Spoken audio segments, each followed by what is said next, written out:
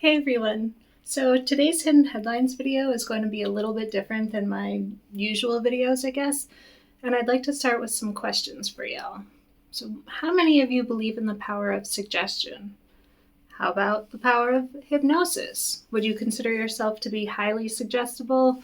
Could you, or maybe have you already, seen yourself in a situation where you would actually like to be hypnotized?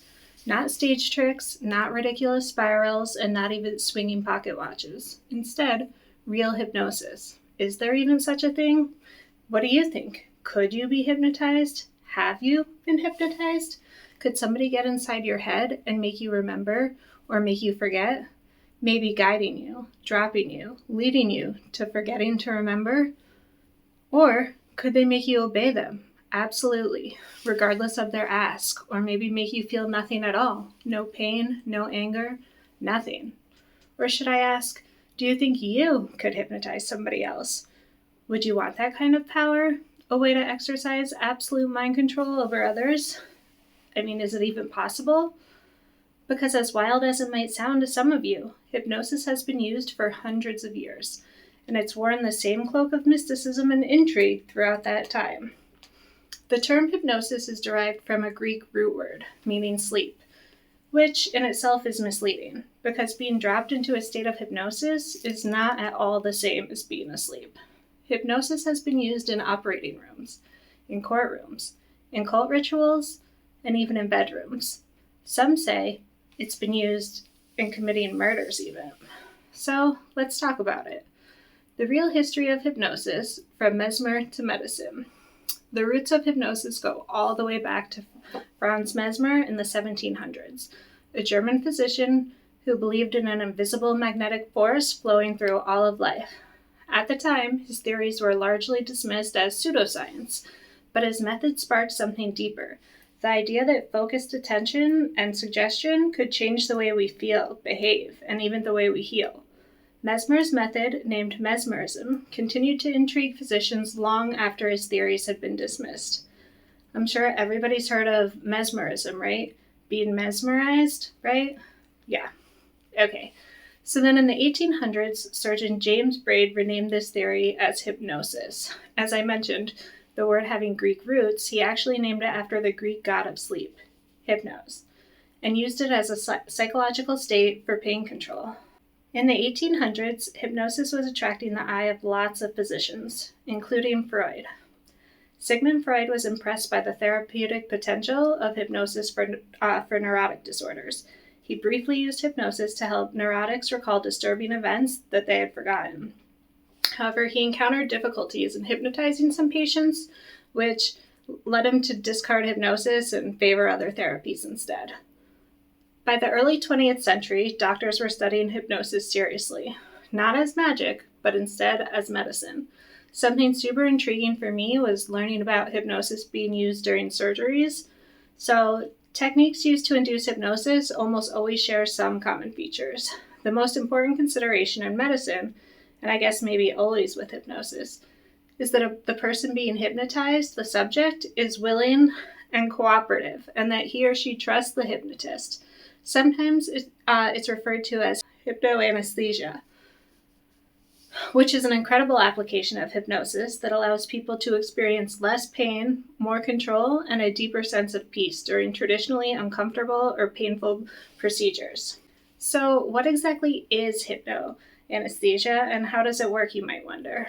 Well, it's a state of profound hypnotic focus in which a person experiences physical numbness, relaxation, and reduced or even completely eliminated pain sensations without any drugs. This occurs by accessing the subconscious mind and giving it specific positive suggestions that influence how the body interprets sensations like pressure, temperature, pain, and discomfort. So when someone is in a state of somnambulistic hypnosis, that's the deepest and most effective level used for medical procedures, their brain is receptive to suggestions in a way that can significantly change their physical experiences. For some people, that means less anxiety. For others, it can mean undergoing dental surgery, childbirth, or even a C-section without any chemical anesthesia. And I think it's pretty important to note that hypnoanesthesia is real. measurable, and has been used successfully for decades in surgical and medical environments. A few examples include, in 2008, doctors in Belgium performed a thyroidectomy. That's the surgical removal of the thyroid gland on a patient who was awake the entire time. No anesthesia, no sedation, just hypnosis. And she didn't feel pain at all. And across Europe and Asia, similar cases have emerged. There have been brain surgeries under hypnosis with no anesthesia, C-sections and breast cancer removals, even amputations with no anesthesia. So if you're still wondering how that is possible, well, MRI scans show that during deep hypnosis, the brain's pain centers, like the anterior cingulate cortex, can literally just be switched off. You're still being cut, you're being operated on, but your brain doesn't register the pain at all. Now, I think it's probably a good time to discuss Dave Elman. He's one of the men who helped bring hypnosis into the medical mainstream. He was a radio host turned hypnosis expert. Elman trained thousands of physicians in the 1940s and 50s, and his techniques could put patients into a deep trance in under 2 minutes, something unheard of at the time. Doctors used Elman's methods for dental surgeries, pain-free childbirth, high-risk surgeries where anesthesia was too dangerous. His work also proved something critical. Hypnosis isn't just real, it can be taught, repeated, and used as a tool for real biological change. But I can't speak of Elman without also mentioning Erickson. While Dave Elman used direct rapid inductions, another figure was quietly reshaping hypnosis in a completely different way. Milton Erickson. He was a psychiatrist and master of language. Erickson rarely told his patients what to do. Instead, he'd speak in metaphors, stories, and just seemingly random tangents, guiding people into trance without them even realizing it. He believed all hypnosis is self-hypnosis, and that the best way to influence the subconscious was to speak in a way that it just couldn't resist. Erickson's work laid the foundation for modern therapeutic hypnosis, covert persuasion, and even NLP, neuro-linguistic programming. And his techniques, once used to heal trauma and phobias, are now found everywhere, from corporate sales floors to cult recruitment. Elman and Erickson may have shared a belief in hypnosis, but their methods couldn't have been more different. Dave Elman was known for direct, structured inductions, and he used rapid techniques, asking subjects to close their eyes, test muscle control, and drop quickly into a deep trance in under 2 minutes. His approach was clean, clinical, and efficient, while Milton Erickson, on the other hand, used confusion, metaphor, and indirect suggestion. One of his most famous techniques? Well, the handshake induction. Maybe you've heard of it. He'd reach out to shake someone's hand and then suddenly pause mid-motion, touch their wrist, or redirect their attention momentarily, scrambling the brain's normal sequence. And that tiny interruption opened a window, and he'd slip in a suggestion while their conscious mind was still just trying to catch up. It sounds crazy and also maybe overly simple, but somehow it worked. Because when you disrupt a pattern, you create space for influence. And that principle, disrupting expectations to slip in suggestions, isn't just found in therapy rooms anymore. You'll see it in advertising, in influencer culture, even within abusive relationships. And once you understand how powerful language can be, you start to realize we're surrounded by hypnosis much more often than we think we are. Because we all of us, already experience hypnosis every single day. Have you ever driven home and realized you don't remember most of the ride? Or gotten so immersed in a movie or book that you forget where you were?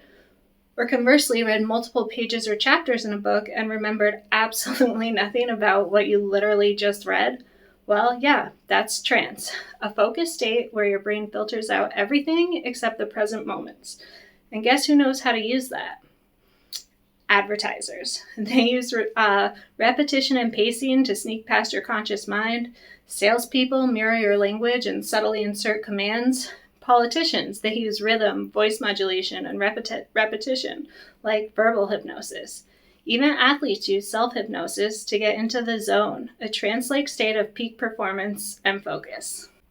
So if you can drift into trance that easily, how many times has someone else guided you there? Well, in 1951, Denmark, a man walked into a bank, shot 2 people, and left with all the cash. His name was Pele Hardrup, and he claimed he was hypnotized into doing it. And, surprisingly, the court agreed. His friend and mentor, Barn Nielsen, was convicted of hypnotizing him into murder. Sound far-fetched? Well, it's definitely not the only time hypnosis and crime have crossed paths.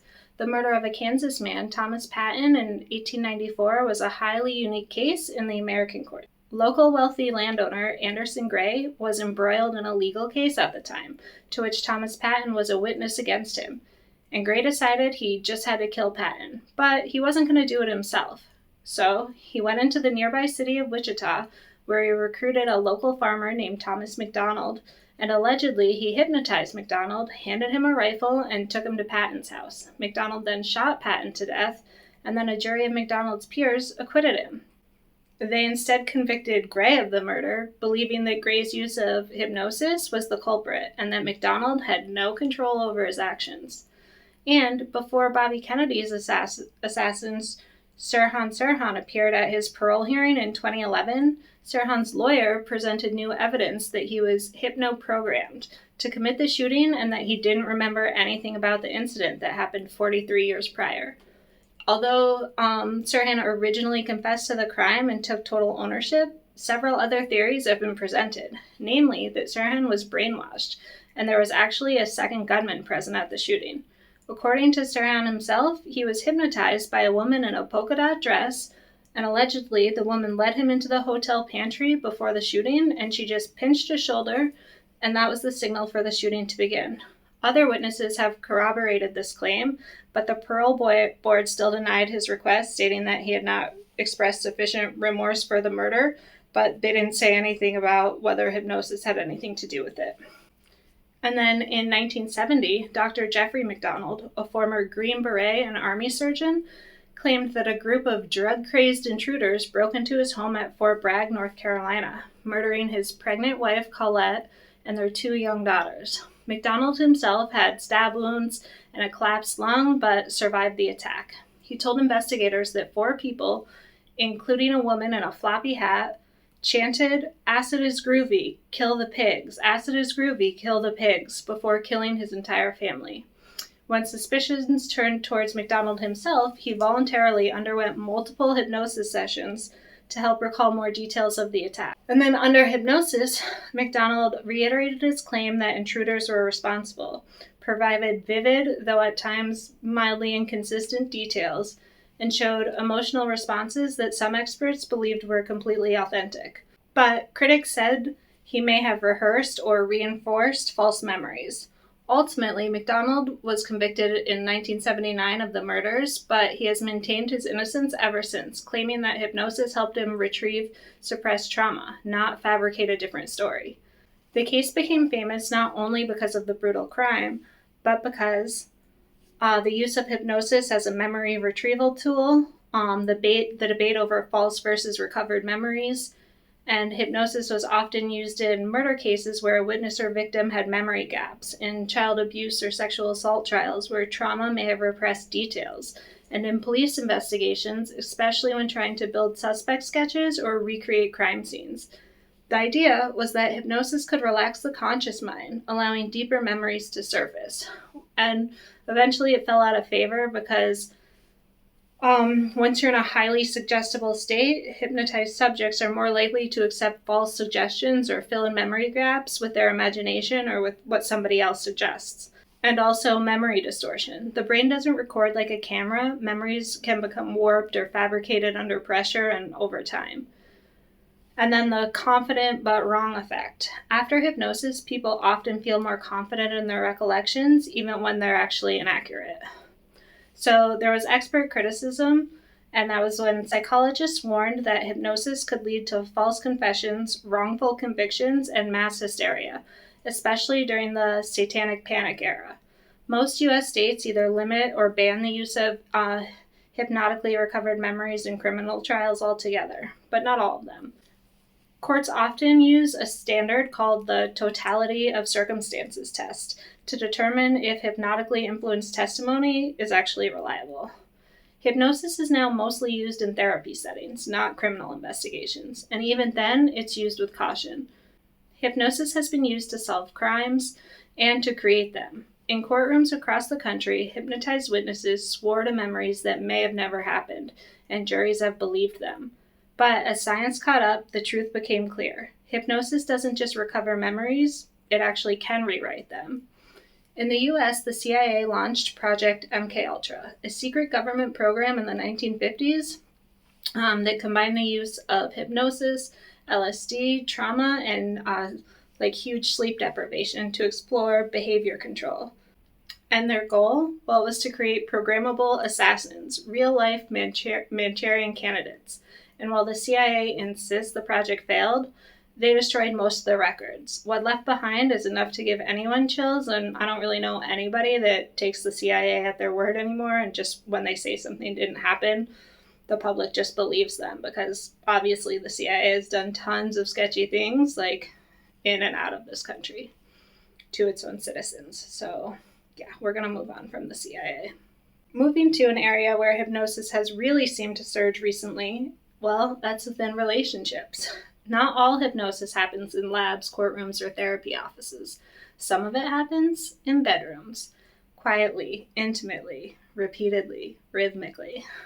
There's an entire online world built around erotic hypnosis, also called hypno-kink, mind control fetish, or consensual trance play. It can start as a fantasy, the idea of surrendering control, complete control, being guided into pleasure, arousal, or obedience without even being touched. I mean, there are Discord servers, subreddits, OnlyFans creators, and entire communities built around it. And for some, it's harmless. I mean, it's helpless even. It's a form of consensual play or consensual role play in some cases. But here's the thing. Hypnosis isn't just a kink. It's a psychological tool that can tap into identity, memory, behavior, and even arousal pathways. So you might be wondering, how does it work? Well, in erotic hypnosis, the dominant partner, often called a hypnodom or just called a tist, uses slow, rhythmic speech, repetition, and guided suggestion to induce a trance. And once the subject, often referred to as the sub, is in that suggestible state, they might be told things like, "You're becoming more aroused just by hearing my voice," or "You'll crave this feeling when I'm not around. You'll do exactly what I say even after the session ends. Whenever you hear the word pleasure, you'll feel unending, uncontrollable pleasure until I say relax, and then it'll just naturally subside." And some use post-hypnotic triggers, like a specific word, touch, or voice tone, designed to instantly reinduce the trance later. Others use what's called fractionation, which is intentionally pulling someone in and out of trance repeatedly to make them more emotionally attached and more dependent, makes them more confused and able to slide in and out of trance more effortlessly because they're more used to it. So they can go up and down, in and out of being hypnotized easier and easier. So what's the problem, you might wonder?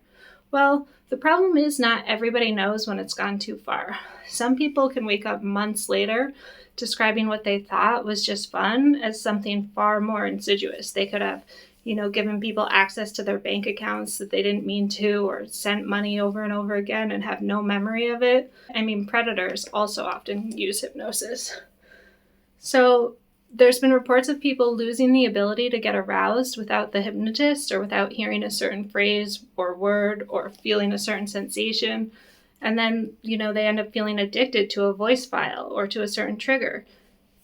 They've reported being told what to wear or how to act, who they can talk to, when they can leave their homes, and that's all framed as play.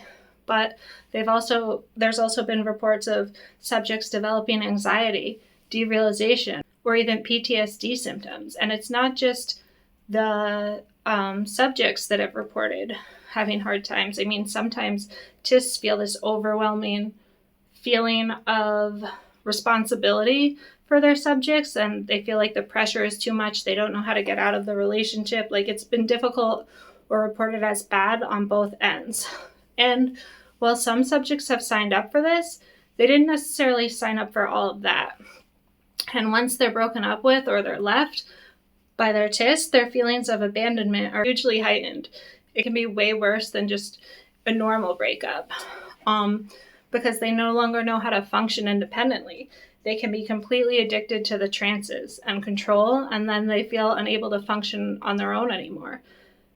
There's reports that they can be left feeling broken and then too embarrassed to talk to anyone about what they're going through because it's been such a personal sort of secret journey. They didn't tell anybody about it when they were falling into this relationship. So how could they talk to people when they were, falling out of it? Because they often feel like no one else could understand. It's as if their entire world disappeared because while real to them, that world was almost entirely just a created fantasy. A number of Reddit users, especially women, have come forward with disturbing stories. Some said they were hypnotized during late-night voice chats and later struggled to stop obeying commands even outside of trance. One woman said she started hearing her dom's voice in her head even when he wasn't online. There was a report of somebody flying across the country after just chatting online to their tist for like a day or two, and she literally flew from the East Coast to Seattle to meet somebody she'd never even seen before, and maybe spoke to on the phone just a couple of times, something totally out of character, and she didn't tell her friends or family where she was going, so it could have been really dangerous. I mean, it was really dangerous, but luckily it turned out okay.